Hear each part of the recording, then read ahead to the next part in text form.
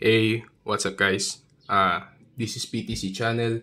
Today we're going to unboxing and review this PlayStation 5 Gotham Knights.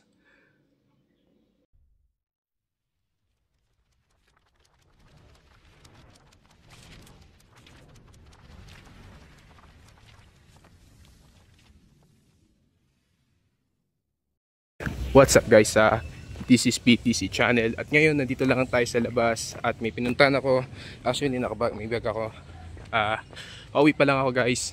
Ngayon may i-unboxing tayong PlayStation 5 pag uwi ko dito sa aking video, which is yun yung papatak sa inyo yung games na i-unbox natin pero hindi natin i-gameplay. Yun, malapit na konti na lang makauwi na tayo sa bahay.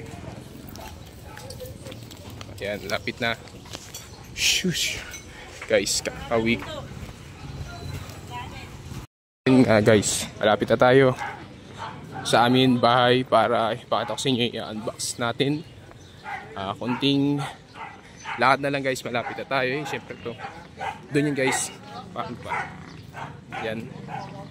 Woohoo guys, lapit na. Ayun dyan yan. Let's bawi tayo. Now on. Papawi na tayo guys. Alright. So, may papata ko sa inyo. Guys, sa bahay. Oh, nasa harap na tayo ng bahay. Ay, Barbara. Ayan, si Barbara. Hello. Ayan guys. Init guys. Ayan, sa loob na tayo ng bahay. Ayan. Ayan guys. Akyat tayo guys. Papat muna akong damit bago tayo mag-unboxing ng PlayStation 5 games. Ayan guys, bahay namin. No?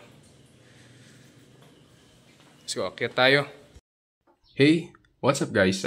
This is PTC channel. And ngayon yan, sa taas tayo. Dito na tayo sa kwarto ko. Ayan guys, i-unboxing natin itong PS5 Gotham Knights game. Hindi natin siya i-gameplay guys, sinabi ko na sa inyo kanina para alam nyo. Ayan guys, so ayan, sa Steam ESRB, Internet and PlayStation Plus, required for online multiplayer. So guys, ibig sabihin meron pala itong online multiplayer. Kaso nga lang guys, you need PS Plus. Kailangan nga lang ng PS Plus para sa online. Ayan guys, ayan yung Gotham Knights. Ayan. Yes, si Nightwing, Batgirl, Red Hood, and Robin. Ayan guys, alam ko guys, meron gantong McFarlane, no? McFarlane DC Multiverse na tong character na to guys. So wala pa ako nun. So PS5 logo and Gotham Knights logo. Yan guys. SSN sa Games Montreal siya. DC, Warner Bros. Games. So made from Warner Bros. Games. Size SSN PS5 Gotham Knights. Actually guys, ito yung sinabi ko sa inyo. Ito yung binili ko sa hindi guys, pinadala sa akin galing USA guys. Ayan guys. Actually guys, hindi na siya nakasealed. Nung pinakita ko sa inyo to guys, nakasealed pa. May plastic wrap pa. Ngayon wala na guys. So ayan. Actually, hindi na siya nakasealed plastic guys. Ayan, hindi na. Kita nyo guys, hindi na siya actually open na to. Ayan. Bago natin ito i-open sa likod. In-open. So, ayan. Sa likod naman yan guys. Step into the night. Batman is dead. A new expansive criminal underworld has swept the streets of Gotham City. It is now up to the Batman family, Batgirl, Nightwing, Red Hood, and Robin to protect Gotham, bring hope to its citizens, discipline to its cops, and fear to its criminals. Ayan guys. So sa story nito guys, patay na si Batman. Ayan, kaya guys, yan yung natitiran. Bat family. Ayan yung favorite kong character guys, si Batman. So yes, your legacy begins now. Ayan guys. Meron silang play solo or co-op and open world action RPG, a deep cinematic campaign. Yes, your legacy begins now. Yes, kala ko guys, one player or 1 to 2 na. One player lang pala siya guys. Says 50 GB minimum.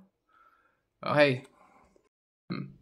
Post it if you read. Okay, so buksan natin. Ayan guys, so ito yung disc Yan, guys. Ito yung disc. At ito yung papel. Yan. It says PS5 Gotham Knights. It says 230 custom bat cycle skin. Yan, guys. Meron yan. Sa likod ng papel, wala naman. Yan, guys. Okay. So, ito yung disc. Look at the disc, guys. Ayan yung disc niya. Yan, yung disc. Okay natin, hawakan natin siya ng mabuti para hindi magkaskas. Ayan. So, this is nice. Ayan, guys. Kita yan. Okay, guys. Dato na lang. Doon na nagtatapos. Ayan.